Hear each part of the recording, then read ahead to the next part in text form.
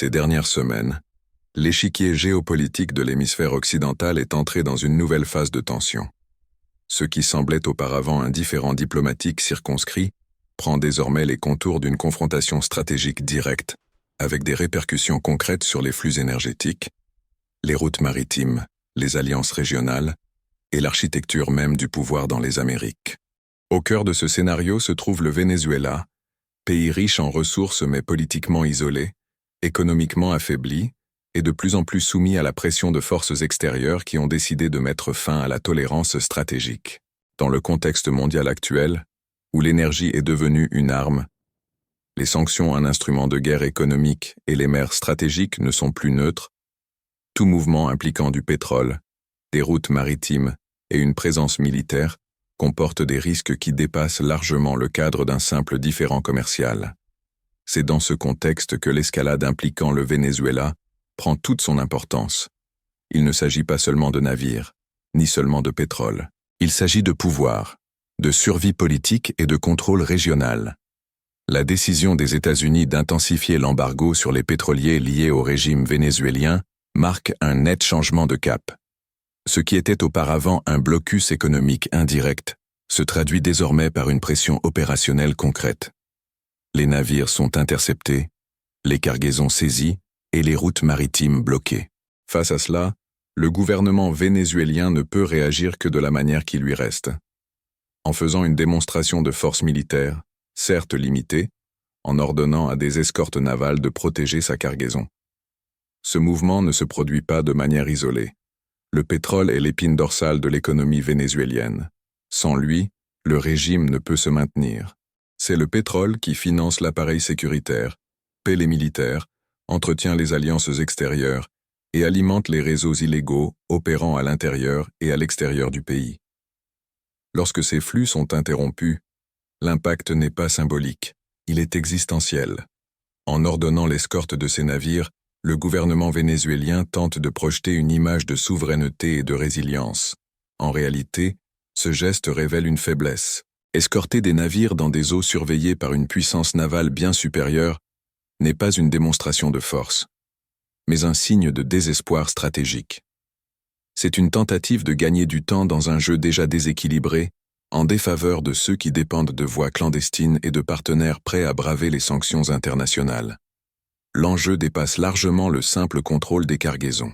Il s'agit de déterminer si le Venezuela continuera de servir de base arrière aux réseaux illicites transnationaux, aux groupes armés, aux alliances opportunistes avec des puissances extra-régionales et aux flux financiers opaques qui déstabilisent l'ensemble des Caraïbes et une partie de l'Amérique du Sud.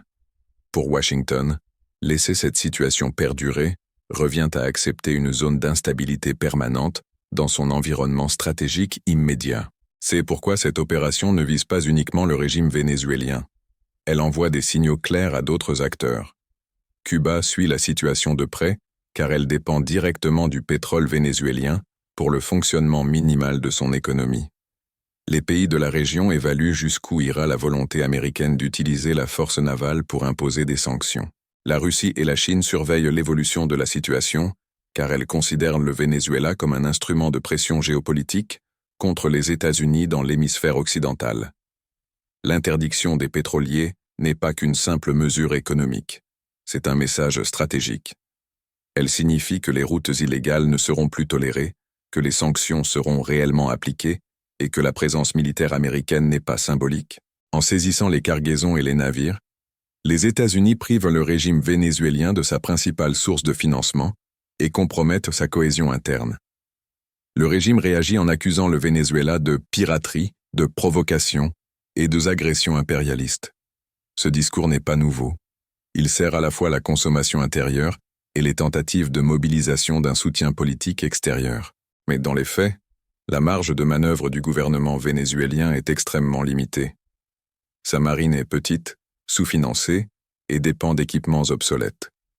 Son armée de l'air est confrontée à de graves difficultés opérationnelles. Et son industrie pétrolière, rongée par la corruption et la mauvaise gestion, peine à raffiner le carburant dont elle a besoin. Cela crée un paradoxe stratégique. La ressource qui devrait garantir le pouvoir du régime, le pétrole, devient sa plus grande vulnérabilité. Sans accès au marché, sans route maritime sûre et sous surveillance constante, chaque navire quittant un port vénézuélien représente un risque. Chaque escorte navale accroît le risque d'incident. Chaque incident augmente le coût politique et militaire de la résistance. D'un point de vue géopolitique, le plus grand risque n'est pas une confrontation directe immédiate, mais une escalade involontaire. Une erreur d'appréciation, une approche mal interprétée, un incident en haute mer peuvent rapidement dégénérer. C'est pourquoi la rencontre entre navires américains et vénézuéliens est dangereuse, non pas en raison d'un rapport de force, mais à cause de l'imprévisibilité d'un régime sous pression, isolé et n'ayant plus grand-chose à perdre. Pendant ce temps, au Venezuela, les conséquences sont profondes. Sans pétrole, l'argent se tarit. Et quand l'argent se tarit, la loyauté disparaît. Les régimes autoritaires, qui se maintiennent grâce à des réseaux clientélistes, dépendent de paiements constants. L'armée, les forces de sécurité, les acteurs politiques et les alliés extérieurs ne travaillent pas par idéologie, mais pour les ressources. Lorsque ces ressources cessent d'affluer, des fissures internes apparaissent rapidement. C'est là que la stratégie américaine révèle toute sa portée. Il ne s'agit pas d'invasion ni d'occupation militaire. Il s'agit d'étranglement financier, d'isolement diplomatique et de pression psychologique. C'est une tentative d'imposer un changement interne sans tirer un seul coup de feu au sol. D'autres pays de la région suivent la situation de près, car le précédent est significatif. Si cette stratégie porte ses fruits au Venezuela, elle redéfinit l'usage de la force dans l'hémisphère. Elle démontre que les sanctions ne sont pas de simples documents, mais des outils opérationnels. Elle montre que le contrôle des routes maritimes demeure un instrument décisif au XXIe siècle. Et elle révèle que les alliances avec des puissances extérieures ne garantissent pas la protection lorsque l'isolement régional s'enracine. Pour Cuba, la situation est particulièrement préoccupante. Sans le pétrole vénézuélien, son économie risque de s'effondrer plus rapidement. Pour la Russie et la Chine, cette situation révèle les limites de leur capacité à protéger des alliés lointains lorsque le coût d'une telle protection dépasse l'avantage stratégique. Aucune de ces puissances ne semble réellement disposée à affronter directement les États-Unis dans les Caraïbes au sujet du Venezuela. Le régime vénézuélien se retrouve ainsi de plus en plus isolé. Sa rhétorique agressive s'atténue. Les exercices militaires perdent de leur intensité. Les propos incendiaires cèdent la place à un silence calculé. Non pas que la menace ait disparu, mais parce que la réalité a prévalu. Maintenir une attitude belliqueuse exige des ressources dont le régime ne dispose plus. La grande question désormais, c'est celle du temps. Combien de temps un régime peut-il tenir lorsque sa principale source de revenus est systématiquement bloquée? Combien de temps les soldats restent-ils fidèles lorsque leurs salaires sont versés en retard et que les approvisionnements sont rares? Combien de temps les alliances illégales survivent-elles lorsque les voies de communication sont coupées? Il y a aussi le facteur psychologique. En démontrant leur capacité à intercepter des navires, à fermer l'espace aérien et à contrôler les voies navigables, les États-Unis créent un climat d'inévitabilité. Le message n'est pas « nous allons attaquer », mais « vous n'avez nulle part où aller ». Ce sentiment est dévastateur pour les régimes qui reposent sur l'illusion d'un contrôle absolu. Le risque, bien sûr, est la radicalisation à outrance. Acculés, les régimes peuvent opter pour des mesures désespérées. Ils peuvent provoquer des incidents. Ils peuvent tenter de créer des crises extérieures pour mobiliser un soutien interne. Ils peuvent tout miser sur une action risquée.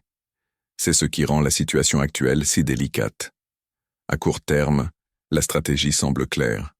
Maintenir la pression, éviter les confrontations directes, surveiller les signes de fracture interne et attendre. À moyen terme, le scénario dépend de la réaction de l'appareil vénézuélien lui-même. Une rupture interne pourrait survenir sans prévenir. Des négociations pourraient émerger de manière inattendue. Ou une escalade mal maîtrisée pourrait contraindre à prendre des décisions plus radicales. Ce qui est clair, c'est que le statu quo est révolu. Le Venezuela n'évolue plus dans une zone grise tolérée.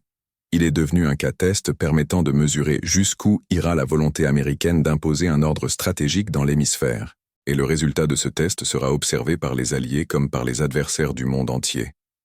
Au final, il ne s'agit pas seulement d'une crise vénézuélienne. C'est un épisode qui redéfinit les frontières, met à l'épreuve les doctrines et révèle les faiblesses. La question qui demeure n'est pas de savoir si quelque chose va se produire, mais quand et comment.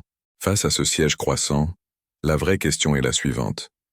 Le régime vénézuélien va-t-il imploser de l'intérieur ou tenter de provoquer une crise extérieure pour survivre ?